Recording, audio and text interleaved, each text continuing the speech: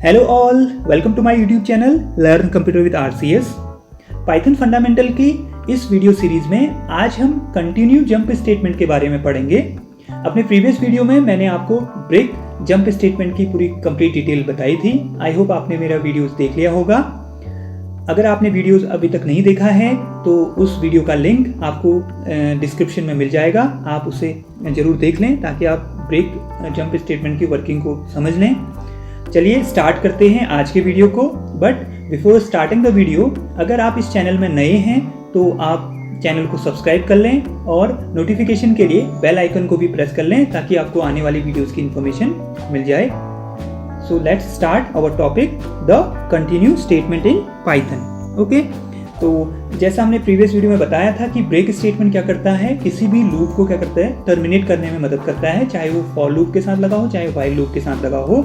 लेकिन कंटिन्यू क्या करता है, continue statement forces the next iteration of the loop, मतलब कि कंट्रोलर को नेक्स्ट इटरेशन पर भेज देता है। ठीक है, मतलब उसको फोर्स करता है। आपका लूप टर्मिनेट नहीं हो रहा है बल्कि क्या कर रहा है, कंट्रोलर को नेक्स्ट इटरेशन के लिए फोर्स कर रहा है। ठीक है, चाहे उसके बाद के स्टेटमेंट्स अगर बचे भी हुए होंगे, जहाँ पर भी उसको कंटिन्यू स्टेटमेंट मिलेगा, अगर उसके बाद के भी कुछ स्टेटमेंट अगर होंगे कंटिन्यू के बाद, तो वो उनको स्टेटमेंट को प्रिंट नहीं करेगा बल्कि कंट्रोलर को कहाँ भेज देगा, नेक्स्ट स्टेटमेंट में भेज देगा। तो उसको हम समझते हैं। यहाँ पर मैंने कुछ एक एल्गोरिदम बनाई हुई है व्हाइल और फॉर लूप की। तो वो कैसे वर्क करता है आपका कंटिन्यू स्टेटमेंट, वो आप देखिए।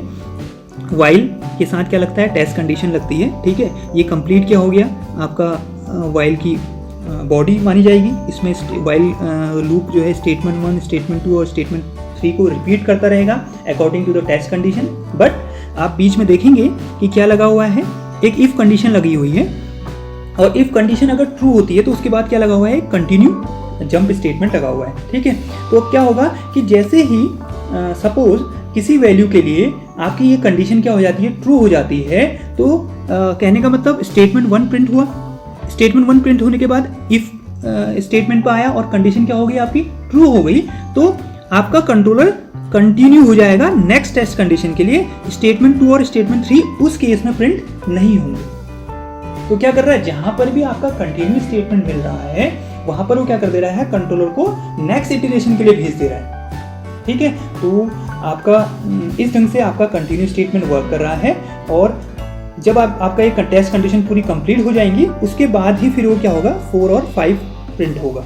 ठीक है, व्हाइल में। जबकि ब्रेक में क्या हो रहा था, यहीं पर क्या हो जा रहा था, आपका ब्रेक हो जा रहा था और इससे बाहर आ जा रहा था, प्रोग्राम से बाहर आ जा रहा था और स्टेटमेंट 4 और स्टेटमेंट 5 को प्रिंट कर रहा था। इस केस में ऐसा नहीं होगा। इस केस में व्हाइल लूप कंप्लीट चलेगा, चलने के बाद आपका तब जाके फिर 4 और 5 आपके स्टेटमेंट प्रिंट होंगे। ठीक है, ऐसी फॉर की बात करूं तो फॉर में भी यही वर्किंग है। ये फॉर लूप लगा हुआ है, एक वेरिएबल इन सीक्वेंस में सिंटैक्स लिखा है। ठीक है, ये कंप्लीट उसकी फॉर की क्या है, बॉडी है। तो इसके अंदर स्टेटमेंट 1, स्टेटमेंट 2 और स्टेटमेंट 3 क्या होने, प्रिंट होने हैं। ठीक, इसी के बीच में एक इफ कंडीशन लगी हुई है। अगर ये कंडीशन क्या हो जाती है, ट्रू हो जाती है, तो तब ये क्या करेगा, आपका कंटिन्यू क्या करेगा, उस केस में अगर ये कंडीशन ट्रू हो जाती है तो कंटिन्यू क्या करेगा, उसको नेक्स्ट सीक्वेंस पे भेज देगा। स्टेटमेंट 2 और स्टेटमेंट 3 को प्रिंट नहीं करेगा उस केस के लिए। ठीक है, तो इसको हम एग्जांपल के साथ समझते हैं कि कैसे पूरी कंप्लीट वर्किंग हो रही है। तो इसके लिए मैंने 2 एग्जांपल लिए हुए हैं। फॉर लूप का एग्जांपल है और व्हाइल लूप, दोनों हम प्रोग्राम से बना रहे हैं। ठीक है, तो सबसे पहले फर्स्ट एग्जांपल की बात करूं तो इसमें फॉर लूप है। सबसे पहला स्टेटमेंट क्या हो रहा है, आपसे एक नंबर ले रहा है। सपोज आपने नंबर की वैल्यू इनपुट कर दी है 5। ठीक है, एन की वैल्यू कितनी हो जाएगी, 5 हो जाएगी। एन आपसे इनपुट लेगा और एन के अंदर स्टोर करके उसको 5 वैल्यू हो जाएगी। अब आपका फॉर लूप चल रहा है, आप यहाँ ध्यान से देखेंगे see in range 1 to 11। That means जो आपका सीक्वेंस है वो क्या मिलेगी आपको, 1 से लेकर के 10 तक। इसका मतलब ये लूप कितने टाइम चलना है, 10 टाइम चलना है। कौन कौन सी वैल्यू के लिए, सी की कौन कौन सी वैल्यू के लिए, सी की 1 2 3 4 5 6 7 8 9 10, ऐसे करके सी की अलग अलग वैल्यूज़ के लिए क्या करेगा, ये लूप 10 टाइम रन करेगा। और जब पहले केस में चलेगा तो आपका ये फॉर की कंप्लीट क्या है, आपकी बॉडी है। ठीक है, तो अब आपका क्या होगा, इस फर्स्ट केस में सी इक्वल टू 5 चेक करेगा, 1 इक्वल टू 5, कंडीशन फॉल्स, तो ये कंटिन्यू स्टेटमेंट काम नहीं करेगा। सीधे कौन सा स्टेटमेंट काम करेगा, प्रिंट स्टेटमेंट काम करेगा ये वाला। और प्रिंट स्टेटमेंट में क्या होना है, n into C equal to C into N, that means 5 into 1 equal to 5 print हो जाएगा आपकी स्क्रीन पे। n की वैल्यू 5 है और c की वैल्यू फर्स्ट केस में 1 है। अब नेक्स्ट सीक्वेंस में चलेगा, ठीक है। अब किसके लिए चलेगा, c इक्वल टू 2 के लिए चलेगा। 2 के लिए फिर ये इफ केस कंडीशन काम नहीं करेगी तो कंटिन्यू स्टेटमेंट यहाँ पर काम नहीं करेगा, ठीक है। और सीधे ये प्रिंट स्टेटमेंट होगा और लिखा हुआ आएगा 5 × 2 = 10, ठीक। और नेक्स्ट केस में फिर c की वैल्यू कितनी हो जाएगी, 3 हो जाएगी। 3 के लिए फिर ये लूप कंटिन्यू करेगा, तो फिर ये इफ स्टेटमेंट फॉल्स रहेगा तो कंटिन्यू स्टेटमेंट यहाँ पर भी काम नहीं करना है, तो आपका फिर प्रिंट स्टेटमेंट आपकी स्क्रीन पर प्रिंट होगा, ठीक है। और वो प्रिंट स्टेटमेंट आपकी स्क्रीन पर क्या प्रिंट करेगा, 5 × 3 = 15, ओके। फिर c = 4 के लिए, भी सेम कंडीशन रहेगी कि इफ कंडीशन ट्रू नहीं होगी तो कंटिन्यू स्टेटमेंट काम नहीं करेगा और ये स्टेटमेंट प्रिंट होगा और 5 × 4 = 20 हो जाएगा, ठीक है। अब c की वैल्यू कितनी हो जाएगी, 5 हो जाएगी। तो उस केस में आप ध्यान से देखेंगे, जब c = 5 हो जाएगा, तो उस केस में आप ध्यान से देखेंगे कि इफ c = 5 क्या है, कंडीशन क्या हो जा रही है, ट्रू हो जा रही है। तो आपका यहाँ पर क्या लगा हुआ है, कंटिन्यू लगा हुआ है। तो कंटिन्यू क्या करेगा, उसको c को नेक्स्ट वैल्यू पे भेज देगा। ये स्टेटमेंट c = 5 के लिए प्रिंट नहीं होगा, प्रिंट स्टेटमेंट, ओके। अब c की वैल्यू क्या हो जाएगी, अगली बार 6 के लिए चलेगा, ठीक है। तो 5 के लिए जब उसको ब्रेक आपका कंटिन्यू मिला, ठीक है, तो 5 के लिए कंटिन्यू मिला, तो कंटिन्यू ने क्या कर दिया, उसको कंट्रोलर को नेक्स्ट इटरेशन में भेज दिया और c की वैल्यू अब क्या होगी, 6 हो गई। अब 6 के लिए चलेगा और 6 के लिए फिर ये प्रिंट करेगा 5 × 6 = 30। फिर ऐसे 7 के लिए चलेगा तो फिर प्रिंट करेगा 5 × 7 = 35। फिर 8 के लिए चलेगा 5 × 8 = 40। फिर 9 के लिए 5 × 9 = 45 एंड 10 के लिए चलेगा 5 × 10 = 50, ठीक है। और आपका ये जो लूप है ये चलना है आपका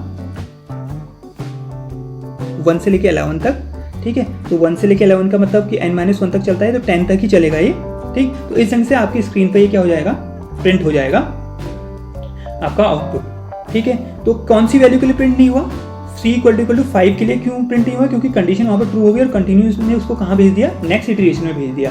तो सेम वर्किंग इसी का आपका वाइल के लिए भी होगी, सेम यही चीज़ क्या होगी, वाइल के लिए भी होगी। वाइल लूप को भी आप ध्यान से देखेंगे तो यहाँ आपसे पहले नंबर पूछ रहा है, नंबर आपने इस केस में भी 5 इंटर कर दिया।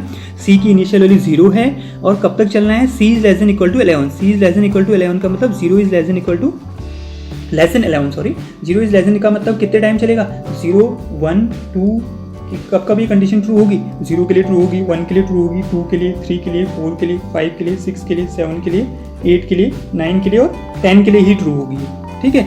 ये यहाँ पर ये 5 × 11 के लिए ट्रू नहीं होगी, ठीक है, ये ध्यान दीजिएगा। तो 0 से लेके 10 तक की वैल्यू के लिए क्या होंगी, आपकी वैल्यूज़ क्या होंगी, ट्रू होंगी। लेकिन एक केस ऐसा आएगा जब c की वैल्यू क्या हो जाएगी, 5 हो जाएगी। तो उस केस में ये क्या करेगा, उस केस में c = 5 जब आपका होगा वैल्यू, कंट्रोलर जब मूव करता रहेगा, क्योंकि कंट्रोलर में इंक्रीमेंट हो रहा है, 1 का इंक्रीमेंट हो रहा है हर बार, तो c की वैल्यू हर बार चेंज होते जा रही है। तो एक केस ऐसा आएगा कि c की वैल्यू क्या हो जाएगी, आपकी 5 हो जाएगी। तो 5 के केस में जब पहुंचेगा कंट्रोलर यहाँ पर इफ स्टेटमेंट में, तो इफ स्टेटमेंट क्या हो जाएगा, ट्रू हो जाएगा, तो कंटिन्यू यहाँ पर काम कर जाएगा। तो सीधे आपका कंट्रोलर कहाँ पहुँच जाएगा, यहाँ पहुँच जाएगा और 5 के लिए ये स्टेटमेंट प्रिंट नहीं होगा। प्रिंट जो स्टेटमेंट है ये वाला c = 5 के लिए प्रिंट नहीं होगा, जबकि कंटिन्यू ने कहाँ भेज दिया, उसको नेक्स्ट इटरेशन में भेज दिया। अब वाइल लूप c = 6 के लिए चलेगा।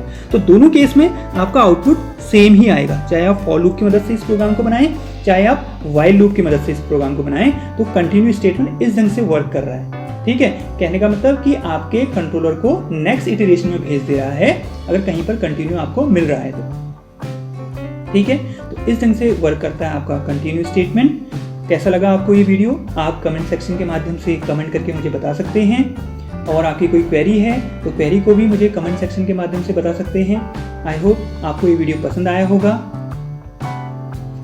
अगर आप मेरे चैनल में अभी नए हैं तो चैनल को सब्सक्राइब कर लें, नोटिफिकेशन के लिए बेल आइकन को प्रेस कर लें। मिलते हैं अगले वीडियो में कुछ नए टॉपिक के साथ। Thanks for watching.